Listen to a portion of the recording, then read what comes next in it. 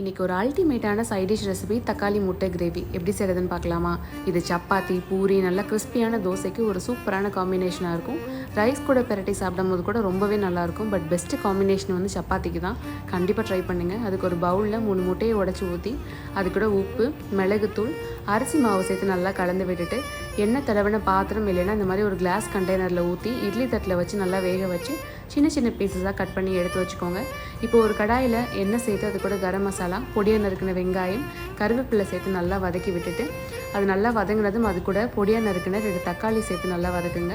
இப்போது புதினா, இஞ்சி பூண்டு விழுது சேர்த்து பச்சை வாடை போகிற வரைக்கும் வதக்கி விட்டுட்டு உப்பு, மஞ்சள் தூள், தனி மிளகாய் தூள், மிளகுத்தூள், கரம் மசாலா சேர்த்து நல்லா வதக்கி மசாலா வேகிறதுக்கு ஒரு கிளாஸ் தண்ணி ஊற்றி நல்லா கலந்து விட்டுட்டு வெட்டி வச்ச முட்டை துண்டுகளை அது கூட சேர்த்து நல்லா கலந்து 5 நிமிஷம் ஓப்பன் பேன்லேயே கிளறி கடைசியாக பொடியாக நறுக்கின கொத்தமல்லி தூணிங்கன்னா சூப்பரான தக்காளி முட்டை கிரேவி ரெடி. கண்டிப்பாக ட்ரை